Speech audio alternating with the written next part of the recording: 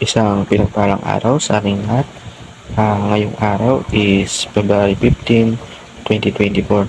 So, ngayong araw is ipagpapatuloy natin yung nasimulan nating series na Cultivating a Thankful Heart. Kumbaga, sa lupa na pagtataniman, kailangan yung lupa na to is yung walang sayang. Pag may tinanim ka dito, is talagang mag-grow. Like sa ating heart, diba? Pag thankful heart, kailangan yung puso natin is mapagpasalamat. Mapagpasalamat tayo dun sa mga natatanggap nating blessing, sa lahat ng ginagawa sa atin ni God, sa lahat ng mga ginagawa niya na way, sa mga tatanggap natin kahit na sabihin natin hindi ito yung nasa puso natin na pinagkaloob ng Diyos o ito man yung gusto natin, kailangan ipagpasalamat pa rin natin to kasi mayroon si God na plano na para sa atin. Kaya pasalamat natin to. Kung ito man ay kakaiba, syempre merong plan lang si God para mas mag-grow tayo. So, ang Bible verse na tatalakayin natin ngayong araw is Psalm chapter 100 verse 4. So, ang sabi dito is, enter his gate with thanksgiving and his court with praise. Give thanks to him. Bless his name. So, sa una nating teaching is, God is pleased with thankful people. So, yun, natutuwa ang Diyos or napipili siya para dun sa mga tao na mapagpasalamat. Dun sa mga tao na, kumbaga, kahit konti lang na may maka-experience ng ilang blessing, talagang grabe na yung pagpapasalamat sa Diyos na lubos yung pagsamba, pagpapasalamat sa pagkilala, sa pagtaas ng pangalan niya para dun sa mga natatanggap, thankful heart, di ba?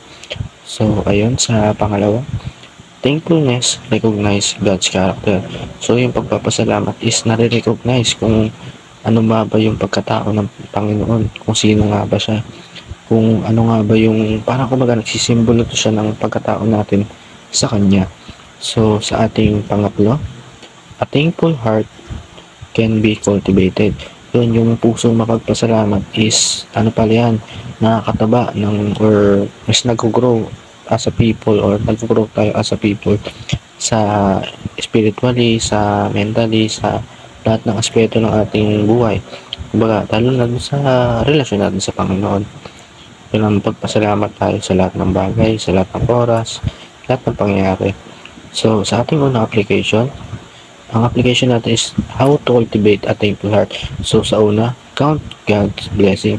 Yun, bilangin natin yung mga blessing na tatanggap natin na sa araw-araw, hindi na, kumbaga, sa isang araw, pagising mo pa lang, isa na yun sa blessing na binigay ng Panginoon na bigyan tayo ng panibagong araw na pupurihin siya sa mga tutulong or magisugo tayo ng Panginoon.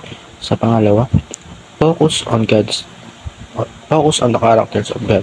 Yun, mag-focus tayo dun sa pagkatao ng Panginoon. Kailangan, kasi ang ganda, gayahin natin eh.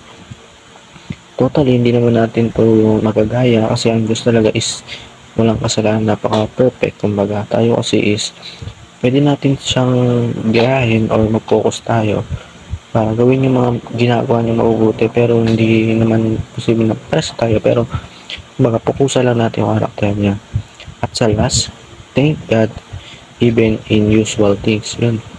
Pagpasalamat natin yung Panginoon. Kumbaga kahit sa mga maliliit na bagay, kahit anong bagay na nakuha natin yan.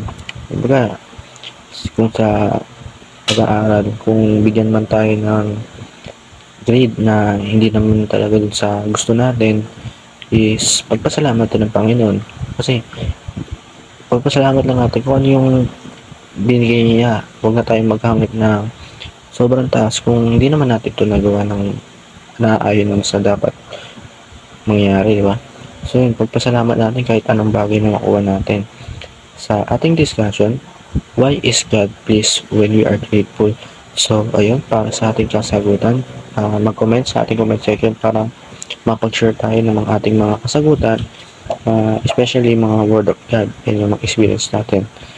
So sa ating prayer, Father, please let me be happy, satisfied, and thankful for all things you have been doing in my life. Let me count your blessing and name them one by one. Help me focus on your goodness, love, and faithfulness. Let me cultivate a habit of thanking you even for ordinary things. In this name, Amen. So, ayun, tapos na tayo sa ating devotion para sa araw na to. Naway may natutunan tayo sa ating pakikinig at panonood ng ating video. So, ayun, maraming salamat sa panonood and God bless to all.